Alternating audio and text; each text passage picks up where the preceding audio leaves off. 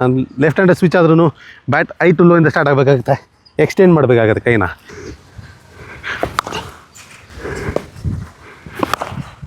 ಇಲ್ಲಿ ನಾವು ಮಾಡಬೇಕಾಗಿರೋದು ಹೆಡ್ ಇಲ್ಲೇ ಇಟ್ಕೊಂಡು ನಾವು ಸ್ವಿಚ್ ಆಗಬೇಕಾಗುತ್ತೆ. ಸೊ ಇದು first key point. Welcome back, this is national TV presents cricket secret 100 days 100 known cricket technique. So ಇವತ್ತು ಕಲಿತಾರೆ ನಾವು ಸ್ವಿಚ್ ಇಟ್ಟು.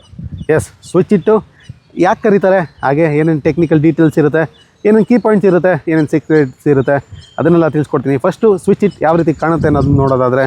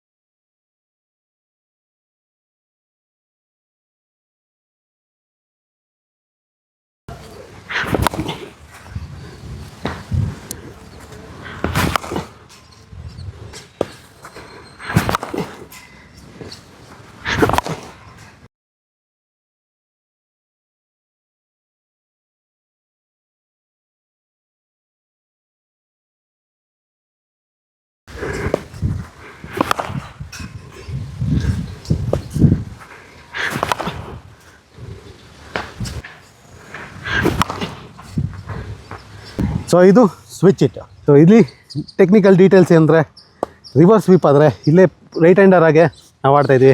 ಇಲ್ಲಿ ಹೆಸರು ಹೇಳೋ ರೀತಿಯೇ ಸ್ವಿಚ್ ಇಟ್ಟು. ಸೊ ನಾವು ರೈಟ್ ಹ್ಯಾಂಡ್ ಬ್ಯಾಟ್ಸ್ಮನಿಂದ ಕಂಪ್ಲೀಟ್ ಲೆಫ್ಟಲ್ಲಿ ಸ್ವಿಚ್ ಆಗಿರ್ತೀವಿ. ಹೇಗೆ ಒಂದು ಲೆಫ್ಟ್ ಹ್ಯಾಂಡರು ಒಂದು ಕನ್ವೆನ್ಷನಲ್ ಸ್ವೀಪ್ ಆಗ್ಬೋದು ಅಥವಾ ಸ್ಲಾಕ್ ಸ್ವೀಪ್ ಆಗ್ಬೋದು, ಹೇಗೆ ಆಡ್ತಾರೆ ಅದೇ ರೀತಿ ಸೇಮ್ ಇರುತ್ತೆ. ಇಲ್ಲಿ ನಾವು ತಿಳ್ಕೊಬೇಕಾಗಿರೋದು ಮೇಯ್ನ್ ಇಂಪಾರ್ಟೆಂಟಾಗಿ, ಒಂದು ರೈಟ್ ಹ್ಯಾಂಡಾಗಿ ಸ್ವಿಚ್ ಇಟ್ ಆಗಬೇಕು ಅಂದರೆ ಹೆಡ್ಡು ನಾನು ಇಲ್ಲಿ ತಿರುಗ್ತಿದ್ದಂಗೆ ನನ್ನ ತಲೆ ಇಲ್ಲೇ ಹೋದರೆ ನಾನು ಬಾಲ್ 100% ಮಿಸ್ ಮಾಡ್ತೀನಿ. ನನ್ನ ಬಾಡಿ ಇಲ್ಲಿಂದ ಇಲ್ಲಿ ಟರ್ನ್ ಆಗೋದಕ್ಕೆ ಹಿಂಗೆ ಟರ್ನ್ ಆಗೋ ಚಾನ್ಸಸ್ ಜಾಸ್ತಿ ಇರುತ್ತೆ. ಹ್ಯೂಮನ್ ನೇಚರಲ್ಲಿ ನಮ್ಮ ಬಾಡಿ ಅದೇ ರೀತಿ ಮೂವ್ ಆಗೋದು. ಇಲ್ಲಿ ನಾವು ಮಾಡಬೇಕಾಗಿರೋದು ಹೆಡ್ ಇಲ್ಲೇ ಇಟ್ಕೊಂಡು ನಾವು ಸ್ವಿಚ್ ಆಗಬೇಕಾಗುತ್ತೆ. ಸೊ ಇದು first key point. Of course risky ಶಾಟೇ, ಬಟ್ T20 ಕ್ರಿಕೆಟಲ್ಲಿ ನೀವು ಡಾಮಿನೇಟ್ ಮಾಡಬೇಕು ಅಂದರೆ ಇವೆಲ್ಲ ಶಾಟ್ಸ್ ಇರೋದು ತುಂಬಾ ಇಂಪಾರ್ಟೆಂಟ್ ಆಗುತ್ತೆ.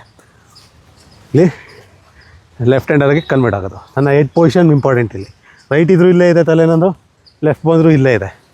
ಸೊ ಇದು ನನಗೆ ಬಾಲ್ ನೋಡೋದಕ್ಕೆ, ಅಬ್ಸರ್ವ್ ಮಾಡೋದಕ್ಕೆ ಹೆಲ್ಪ್ ಮಾಡುತ್ತೆ. ಸೊ ಇದು ಸ್ಪಿನ್ನರ್ಸ್ಗೆ ಆಡೋದಾ ಅಥವಾ ಫಾಸ್ಟ್ ಬೌಲರ್ಸ್ಗೆ ಆಡೋದಾ? ಎಸ್, ಇಬ್ರಿಗೂ ಆಡ್ಬೋದು, ಮೀಡಿಯಮ್ ಪೇಸರ್ಸ್ಗೆ ಅಥವಾ ಸ್ಪಿನ್ನರ್ಸ್ಗೆ, ಇಬ್ರಿಗೂ ಎಫೆಕ್ಟಿವ್ ಶಾಟು ಇದೊಂದು ಸ್ವಿಚ್ ಇಟ್ಟು. ಇನ್ನು ಟೆಕ್ನಿಕಲ್ ವೆರಿ ಸಿಂಪಲ್ಲು. ಇಲ್ಲಿ ಲೆಫ್ಟ್ ಹ್ಯಾಂಡರ್ಗೆ ಸ್ವಿಚ್ ಆಗಿದ್ದೀವಿ. ಸೊ ಹಂಗಂದು ಮಾತ್ರಕ್ಕೆ ನಾವು ಬೇಗ ಸ್ವಿಚ್ ಆಯಿತು ಅಂದರೆ, ಬಾಲ್ ಆಚೆ ಇತ್ತು ಅಂದ್ರೂ ನಾವು ಅದು ವೈಡ್ ಕನ್ಸಿಡರ್ ಆಗೋಲ್ಲ. ನಾನು ರೈಟ್ ಹ್ಯಾಂಡರ್ ಆದರೆ ಇಲ್ಲಿ ಬಾಲಲ್ಲಿ ಹೋದರೆ ಇದೇ ಪೊಸಿಷನಲ್ಲಿ ಇದ್ದರೆ ಅದು ವೈಡು. ಬಟ್ ನಾನು ಇಲ್ಲಿ ಸ್ವಿಚ್ ಆಗಿರೋದ್ರಿಂದ ಅಲ್ಲಿರೋ ಬಾಲು ವೈಡ್ ಆಗೋಲ್ಲ ನನಗೆ, ಅದು ಕೂಡ ನಾರ್ಮಲ್ ಬಾಲ್ ಆಗುತ್ತೆ, ರೆಗ್ಯುಲೇಷನ್ ಬಾಲ್ ಆಗುತ್ತೆ. ಬಟ್ ಅದನ್ನು ಆಡೋ ಚಾನ್ಸಸ್ಸು ನಿಮಗೆ ಗೊತ್ತಿರಬೇಕು ಯಾವಾಗ ಸ್ವಿಚ್ ಇಟ್ಟು ಎಫೆಕ್ಟಿವ್ ಆಗಿ ಕಲ್ತ ಮೇಲೆ. ಇಲ್ಲಿ ನಮಗೆ ಇಲ್ಲಿಗೆ ವೆಯ್ಟ್ ಮಾಡೋಲ್ಲ, ಅಲ್ಲಿದ್ದರೂ ಕೂಡ ನಾವು ಅಲ್ಲಿಂದನೂ ಆಡ್ಬೋದು.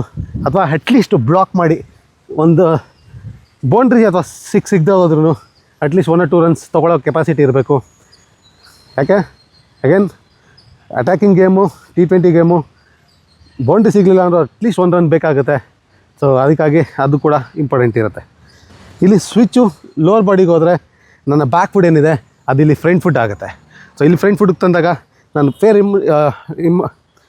ಫೇರ್ ಅಮೌಂಟ್ ಆಫ್ ಡಿಸ್ಟೆನ್ಸ್ನ ನಾನು ಕವರ್ ಮಾಡಿದ್ದೀನಿ. ಸ್ಕ್ರೀಸ್ ಇಲ್ಲಿದೆ. ಸೊ ಅದು keeper up to the stumps ಇದ್ದಾಗ ನಾವು ಕನೆಕ್ಟ್ ಮಾಡಲೇಬೇಕಾಗುತ್ತೆ. ಸೊ ಬೀಟ್ ಆದರೆ ಸ್ಟಂಪ್ ಆಗೋ ಚಾನ್ಸಸ್ ಜಾಸ್ತಿ ಇರುತ್ತೆ.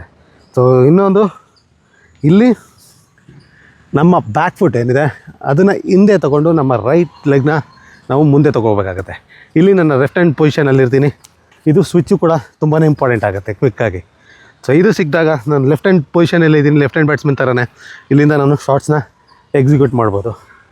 ಲೈಕ್ ಎನಿ ಅದರ್ ಶಾಟ್, ನಾವು ಕನ್ವೆನ್ಷನಲ್ ಸ್ವೀಪ್ ಇರಲಿ ಅಥವಾ ಪ್ಯಾಡಲ್ ಇರಲಿ, ಎಲ್ಲ ಟೆಕ್ನಿಕ್ ರಿಮೇನ್ ಸೇಮ್. ಏನೇನು ಟೆಕ್ನಿಕ್ಕು ನಾನು ಲೆಫ್ಟ್ ಹ್ಯಾಂಡ್ ಸ್ವಿಚ್ ಆದ್ರೂ ಬ್ಯಾಟ್ ಐ ಟು ಲೋ ಇಂದ ಸ್ಟಾರ್ಟ್ ಆಗಬೇಕಾಗುತ್ತೆ, ಎಕ್ಸ್ಟೆಂಡ್ ಮಾಡಬೇಕಾಗುತ್ತೆ ಕೈನ. ಇಲ್ಲಿ ಬಾಲ್ಗೆ ಎಕ್ಸ್ಟೆಂಡ್ ಮಾಡಿದಾಗ ಮ್ಯಾಕ್ಸಿಮಮ್ ಪವರ್ನ ನಾವು ಎಕ್ಸಿಕ್ಯೂಟ್ ಮಾಡ್ಬೋದು.